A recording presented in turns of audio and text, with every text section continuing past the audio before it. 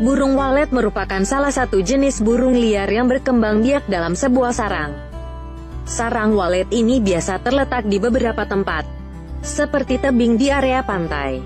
Meskipun walet ini adalah burung liar, tetapi burung ini memiliki khasiat serta memiliki harga jual yang tinggi. Lantas bagaimana cara ternak burung walet yang menguntungkan? Simak video ini.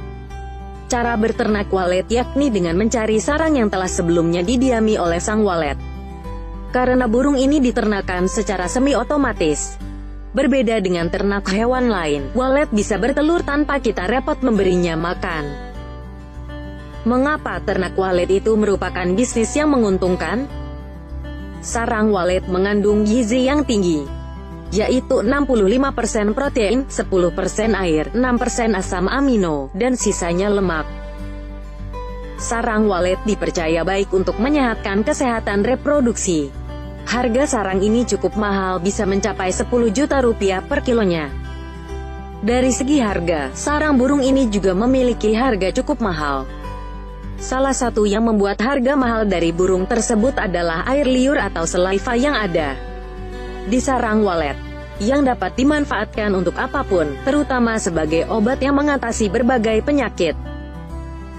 Bila Anda ingin berternak walet secara mudah, Anda bisa mengikuti beberapa tips sederhana berternak walet berikut ini. 1. Persiapan sebelum memulai peternakan. Persiapan yang kita lakukan adalah dengan mempersiapkan sebuah ruangan yang akan dijadikan tempat tinggal walet itu. Secara umum tidak ada spesifikasi khusus pada ruangan ini. Hanya saja, ruangan untuk ternak walet haruslah gelap dan lembab. Ini terkait habitat walet yang sering berada di dalam tebing goa atau di dekat pantai. Perhatikan pula sisi ventilasinya agar tidak terlalu panas di dalam ruangan. Atau dengan kata lain, udara bisa keluar masuk dengan lancar. Anda bisa membuat 2 atau 3 lubang ventilasi yang ditutupi dengan kain hitam agar tetap terkesan gelap. Tetapi jangan ditutup rapat. Kain ini hanya memastikan agar cahaya dari luar tidak masuk, jadi biarkan agar tetap menggantung, menutupi ventilasi udara. Untuk dimensi gedung, usahakan agar ruangan memiliki ketinggian yang cukup. Ini karena walet sering menggantungkan sarangnya di dinding dan di atap ruangan. Untuk peternak besar, biasanya menggunakan gedung dengan ketinggian 4 atau 5 lantai. Di bagian dasar, Anda juga perlu menyiapkan air dalam wadah untuk dijadikan minum bagi walet agar betah di dalam ruangan yang kita persiapkan tadi. 2. Pemanggilan walet. Setelah persiapan gedung siap, langkah selanjutnya kita harus mencari walet untuk singgah ke gedung yang sudah kita persiapkan. Perlu diketahui, pencarian burung ini tidak seperti mencari burung gereja yang kita tangkap secara konvensional. Hal itu karena akan sangat susah dan sia-sia. Walet akan kembali pergi dan tidak membuat sarang di dalam gedung yang kita siapkan. Jadi skemanya, kita pancing agar walet datang. Jika kondisi ruangan itu baik menurut walet, maka walet akan membuat sarang. Dan sifat walet akan selalu kembali ke sarangnya sejauh apapun dia pergi. Jadi saat walet sudah membuat sarang, kita tak perlu repot mencarinya lagi. Tapi masalahnya, bagaimana cara memancing walet untuk datang? Set audio di dalam ruangan dengan suara walet setiap sore, bisa jam 4 hingga 6 sore. Pastikan juga audio ini bisa didengar dari kejauhan. Dan jangan pula terlalu keras, tapi cari audio yang memiliki frekuensi tinggi. Ini akan memanggil kawanan walet untuk datang ke sumber suara. Jika setiap hari ada 100 walet yang datang dan 10% darinya membuat kandang, maka dalam 1 bulan ada sekitar 300 sarang yang bisa kita panen. Untuk memperkuat ini, taburkan pula kotoran walet di dinding ruangan. Kotoran ini akan membawa aroma yang khas seperti habitat aslinya, sehingga presentase walet untuk tinggal itu semakin besar. 3. Pemberian makan. Usaha ternak pasti kita akan disibukkan dengan makanan untuk hewan ternak. Tapi inilah kelebihan dari ternak walet. Mereka akan mencari makanan sendiri dengan berkelana secara berkelompok. Dan saat sore hari mereka akan kembali ke sarangnya.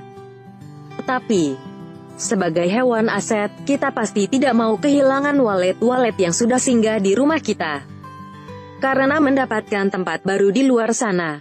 Sehingga, sekedar tips sebelum mendirikan ruangan untuk kandang walet. Sebisa mungkin ada sumber pakan di dekat area kandang. Walet memakan hewan serangga kecil. Serangga ini banyak tersedia di dekat sawah atau dekat aliran sungai ataupun hutan. Lebih cocok lagi jika di dekat sungai. Maka walet semakin mudah untuk mencari minum sehingga akan mengundang walet lain untuk singgah dan membuat sarang. 4. Pemeliharaan kandang. Meski bersifat semi-otomatis, bukan berarti kita membiarkan kandang begitu saja. Pemeliharaan kandang diperlukan untuk menjaga kebersihan serta menghindari berbagai hama yang akan menyerang burung walet. Pemeliharaan kandang ini berupa membersihkan kotoran yang menempel di dinding, agar lebih banyak ruang tempat membuat sarang dan menjaga kebersihannya. Terkait hama, biasanya ada beberapa hewan yang menjadi hama, seperti burung predator, semut, kadal, tokek, dan tikus. Untuk itu Anda tetap perlu siaga menjaga agar walet tidak kabur dengan alasan kandang kurang aman. 5. Pemanenan sarang walet. Pemanenan adalah langkah terakhir yang dilakukan untuk mengambil sarang yang telah matang. Tetapi pengambilan walet ini juga memiliki resiko seperti burung walet yang akan pergi jika merasa terusik oleh pemilik ternak apabila salah teknik memanennya. Kualitas sarang juga perlu kita perhatikan. Karena percuma jika kita memanen sarang yang belum siap panen, maka kondisinya akan lemah dan harganya turun. Mengenai teknik pemanenan sarang walet, para peternak walet memiliki 3 pola pemanenan yakni 1. Panen tetasan. Panen yang pertama dilakukan ketika walet selesai berkembang biak. Dengan kata lain, sarang tersebut sudah dijadikan sebagai tempat berkembang biak dan sudah menetas telur-telur waletnya.